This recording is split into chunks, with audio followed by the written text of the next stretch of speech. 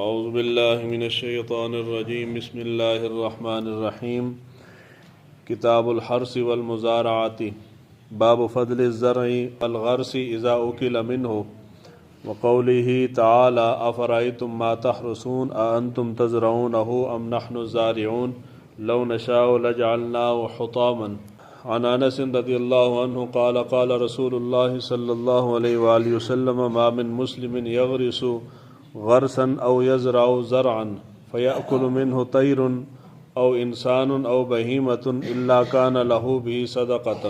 حضرت انس بن مالک رضی اللہ تعالیٰ عنہ روایت کرتے ہیں حضور صلی اللہ علیہ وآلہ وسلم نے ارشاد فرمایا، جس مسلمان نے زمین کے اندر درخت لگایا یا کاشتکاری کی، زمین کے اندر کوئی فصل لگائی، اس میں سے پرندے کھا لیں یا انسان کھا لیں یا جانور کھا لیں تو وہ اس لگانے والے کے لیے صدقہ ہے۔ مسلم شریف کے اندر روایت ہے حضور صلی اللہ علیہ وآلہ وسلم سے، حضرت جابر روایت کرتے ہیں حضور نے ارشاد فرمایا کہ جس شخص نے زمین میں درخت لگایا یا اس نے زمین کے اندر کوئی فصل لگائی، اس میں سے جو کھا لیا جاتا ہے یا اس میں سے چرا لیا جاتا ہے یعنی چوری کر لیا جاتا ہے، وہ انسان کھائیں، پرندے کھائیں یا حشرات الارض جانور کھا لیں تو وہ لگانے والے کے لیے صدقہ ہے۔ تیسری روایت بھی مسلم شریف کے اندر ہے، حضرت جابر بیان کرتے ہیں حضور صلی اللہ علیہ وآلہ وسلم حضرت ام معبد کے باغ کے اندر تشریف لے کے گئے تو آپ نے حضرت ام معبد سے پوچھا کہ یہ کھجور کا درخت کس نے لگایا ہے، کسی مسلمان نے لگایا یا کافر نے لگایا؟ تو آپ نے فرمایا کہ یا رسول اللہ یہ مسلمان کا لگایا ہوا ہے۔ تو حضور صلی اللہ علیہ وآلہ وسلم نے ارشاد فرمایا کہ جب تک یہ درخت رہے گا اس میں سے انسان، پرندے، جانور جو کچھ بھی کھاتے رہیں گے، لگانے والے کے لیے یہ صدقہ جاریہ ہے۔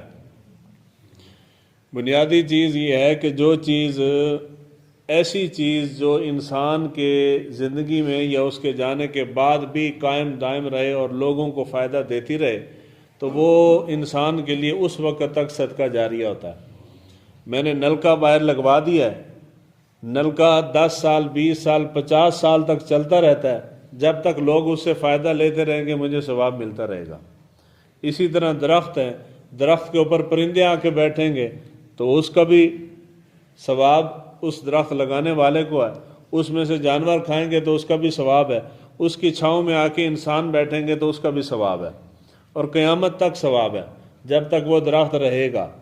اس لیے آپ دیکھتے ہیں پرانے لوگ جو ہیں یہ تاریخ پڑھے نا، مورخ بڑی باریک نظر رکھتے ہیں، وہ کہتے ہیں کہ قوم جتنی دور اندیش ہوتی ہے، دور کی سوچنے والی ہوتی ہے، مستقل مزاج ہوتی ہے، وہ درخت بھی اسی حساب کے لگاتی ہے۔ یعنی اب پرانے دیکھیں تو وہ برگد کے درخت لگاتے تھے، برگد کا درخت جو ہے، چنار کا درخت، یہ پھلتا پھولتا دیر سے ہے، بہت ٹائم لگاتا ہے جوان ہونے میں، جلدی بڑا نہیں ہوتا، تو وہ لوگ ٹھنڈے مزاج کے صبر تحمل والے لوگ تھے تو وہ درخت بھی اسی حساب کے لگاتے تھے۔ ہون ساڑی جنریشن ہے جلدی جی ہون بیج لائیے تو صبح بوٹا نکل آیا ہوگا۔ اب یہ ساری سرچ کس کے اوپر ہے کہ جی کوئی ایسا پودا ہو کہ جو فوراً اگ جائے، کیوں؟ اس لیے کہ ہمارے مزاجوں کے اندر جلد بازی ہے، تو پودے بھی اسی حساب کے لگ رہے ہیں۔ اب یہ پرانے پیپل کے درخت، برگد کے درخت جتنے ہیں وہ پرانے لگے ہوئے ہیں، اس زمانے میں لوگ نہیں لگاتے، جی یہ بڑا ٹائم لگا دے گا، جتنا ٹائم لگا کے وہ جوان ہوتا ہے اتنا ہی وہ قائم دائم رہتا ہے، لمبے عرصے تک وہ رہتا ہے، باقی درخت ختم ہو جاتے ہیں۔ تو کوشش کریں احصال ثواب جو ہے وہ صرف کھانا کھلانا یا پیسے دے دینا نہیں ہوتا، درخت لگانا بھی احصال ثواب ہے۔ کسی کا نام کا لگا دیں گے تو اس کو ثواب ملتا رہے گا، اپنے نام کا لگا دیں تو آپ نے لگایا تو آپ کے جانے کے بعد بھی ثواب ملتا رہے گا، صدقہ جاریہ بن جائے گا۔ اس کے اندر ایک خوبصورت چیز ہے، شاید آپ میں سے بعضوں کے ذہن اس کو قبول نہ کریں، لیکن آپ اس کے اوپر تھوڑا غور کریں گے تو بہت بڑی مثال دینے لگا ہوں۔ ایک مسلمان ایسا کام کر دے جس سے لوگوں کو فائدہ ہو، نفع ہو۔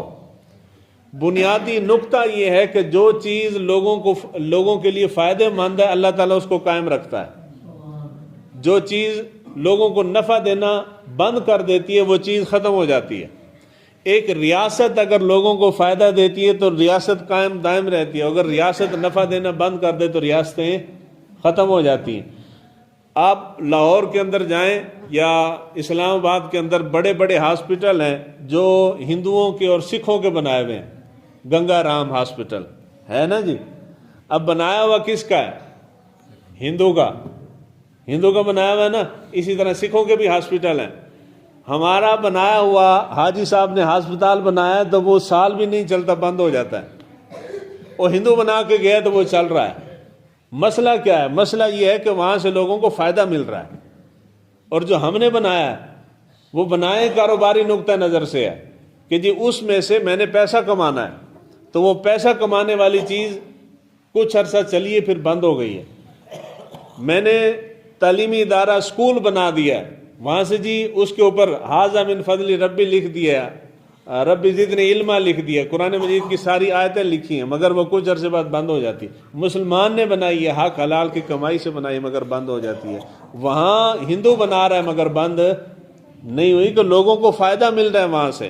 تو جو بھی چیز، جو بھی کام کریں، اس میں سے جتنا عرصہ لوگوں کو فائدہ ملتا رہے گا وہ چیز اتنا عرصہ قائم اور دائم رہے گی. رب یہ نہیں دیکھتا کہ بنانے والا کون ہے. ہندو بھی بنائے، ایمانداری سے بنائے تو وہ چیز قائم رہتی ہے، اور اگر بنانے والا مسلمان ہو، ایمانداری سے نہ بنائے تو دوسرے دن چیز ختم ہو جاتی ہے. مسلمان ٹھیکیدار نے پل بنایا تو وہ گر جاتا ہے، ایمانداری سے نہیں بنا. اور انگریز بنا کے گئے، پاکستان بننے سے پہلے آج تک قائم ہے.